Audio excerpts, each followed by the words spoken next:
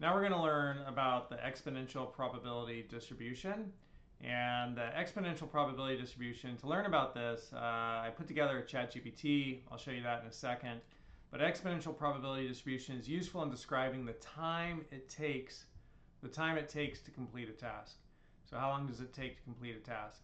The exponential random variables can be used to describe the time between vehicle arrivals at a toll booth, the time required to complete a questionnaire, the distance between major defects in a highway.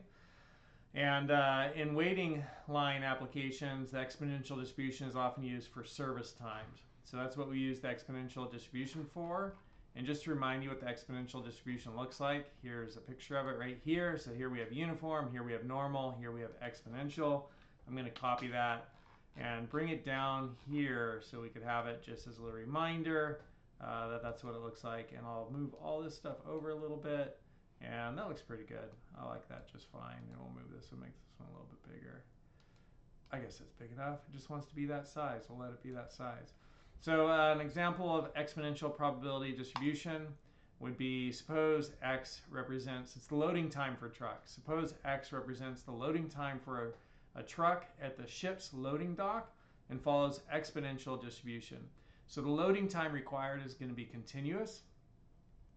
And it could be some value between, a minimum value, and then it could just like take forever. Like maybe it just takes forever. The entire truck breaks down, it falls apart, you have to fix it there, and it goes on for weeks, right? So it's some continuous random variable. It's like, it's not whole numbers, it's not discrete, it's not 1 minute or 2 minutes or 3 minutes, discrete, like a discrete variable of people, right? One person, two people, three people, that's very discrete. But time is continuous. It could be like 3 minutes, 42 seconds, and then some fraction of a second after that. And so, this is for continuous random variable, exponential probability distribution. And I just wanted to compare this to Poisson. And so here you can see Poisson. And Poisson was for discrete random variables. And with Poisson, where it's a probability distribution that is often used to model the number of events or occurrences within a fixed interval of time or space. So examples would be like how many potholes over a mile, or how many customers come through the door at 10 a.m. to 11 a.m., right? There's like a discrete number of occurrences within a fixed interval of time or space.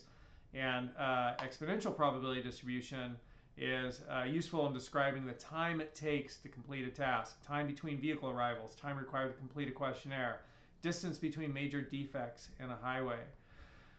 So the distance between the defects, not how many defects are in a certain distance, but the distance between them.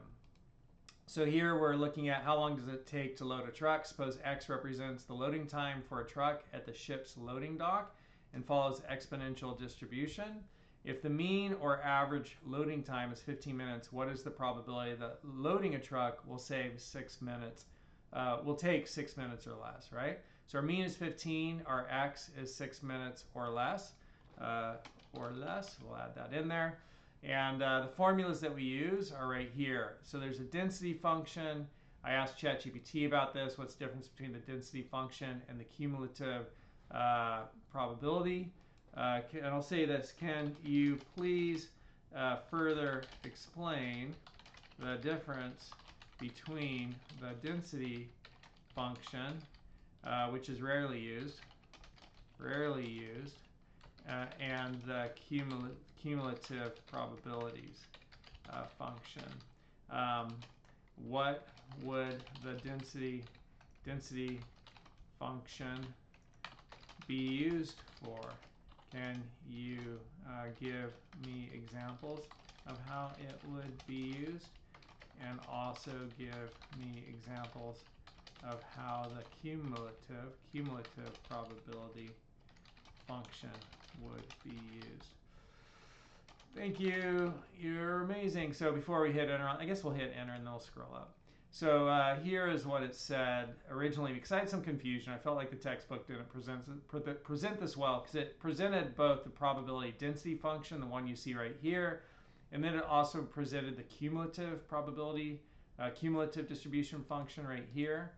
And And so this is used to calculate the probability density for a specific point in time, which is less common in practice. This is used to calculate the probability that the random variable x takes on a value less than or equal to x0, right? So x would be less than or equal to x0. So in our example, we're looking for, so the variable can be less than or equal to 6 minutes is the one we're looking at. So we would use this cumulative distribution function, which is 1 minus. And we'll come back to this difference between probability density function, cumulative distribution function in a second. And you could look through all of this, right, where I was kind of exploring the difference between the textbook and how ChatGPT talked about it. So you can pause the video and read how ChatGPT talked about it right there. And I'm going to go down. So we were looking for, let me just see, I got to do it this way. I'm going to go down, and you can pause the video and you can read about it right here. And I'm going to go down again. You can pause the video and you can read about it right here. And then I'm going to go down. You can pause the video and you can read about it right here. And I'm going to go down. You can pause the video. You can read about it right here. And then I'm going to go down. You can pause the video. You can read about it right here. And then I'm going to go down. You can pause the video. You can read about it right here. And then I'm going to go down. You can pause the video. You can read about it right here. And then I'm going to go down. You can read about it right here. And I'm going to go down and you can read about it right here. And then there's the rest of it. And then a little bit more. So that's a lot on those, but we'll peruse through that in a second. First, let's take a look at using the cumulative probability. And what's the phrase they use? Cumulative distribution function here. We're going to use the cumulative distribution function. So we'll do it like that because that makes more sense to me. So there's that, and here's our problem. And so we're going to have basically just 1 minus e to the power of negative x over mean.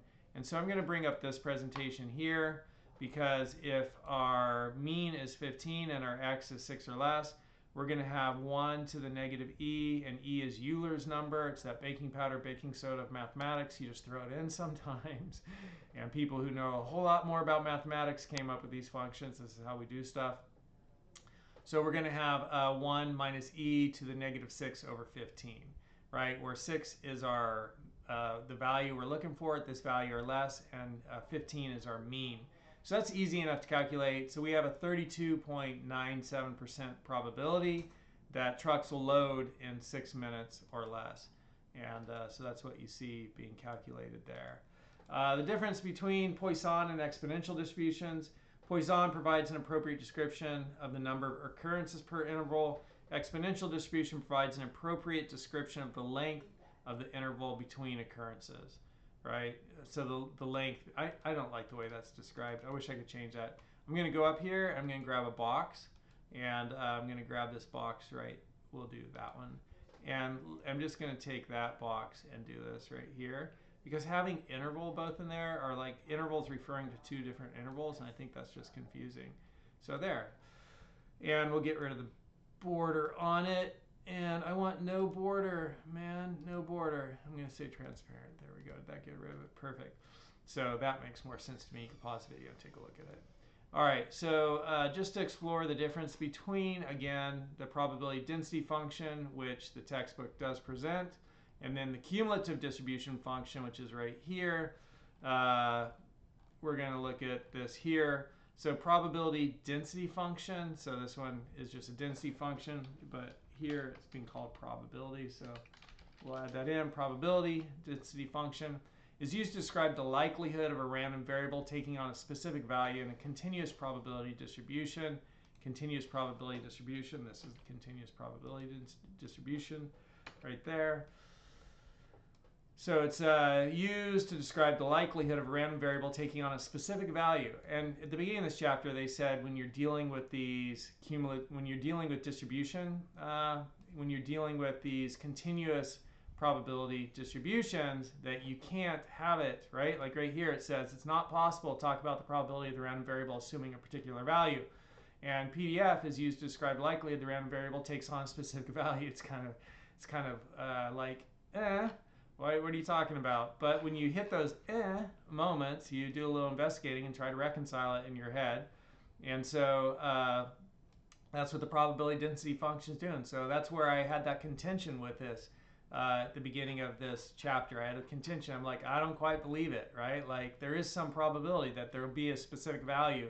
Even if that probability is low, we do come to specific values. But generally, most of the time, we talk about probability of the random variable assuming a value within a given interval, right? Like less than 6 minutes is the example we just looked at. Or when we were doing normal distribution, we were like, you know, between this and this, what's the probability of it occurring?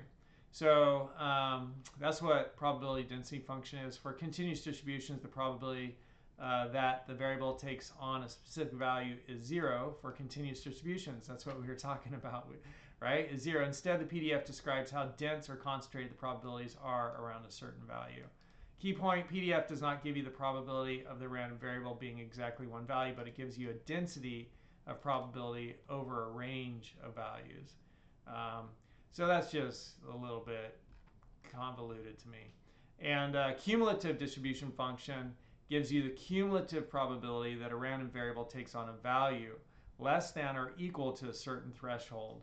So, right, less than or equal to 6 minutes, you know? In other words, it tells you the probability that the event has occurred by a certain time or falls below a certain value. So, you know, this is the, you know, cumulative distribution function, and that seems to be the one we use when we're talking about exponential probability distribution. And the book gives that, right, the probability density function. I'm just going to actually check in the book here real quick and see if it says anything interesting that explains it a little bit more. But for our intents and purposes, this introductory statistics course, we're going to be just working with cumulative distribution function as far as I can tell. All right, so let me pause this video and just look in the book here for a second.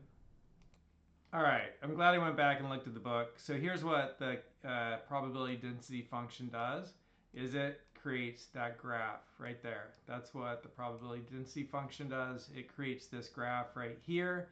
And then cumulative distribution function tells you like from 6 minutes or less, this much data is, 6 minutes or less for the loading time when you know the mean and like the 1 point that you want to use.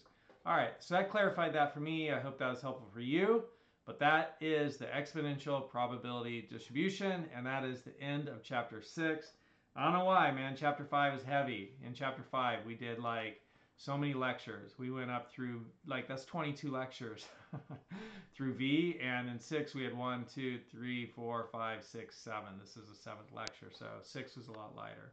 All right, that's chapter 6, module 6, exponential probability distribution is the end of it, and this entire chapter was about continuous probability distributions, uniform probability distribution, normal probability distribution, and exponential probability distribution. See you in the next videos. We're going to go into module 7. See ya in the next videos.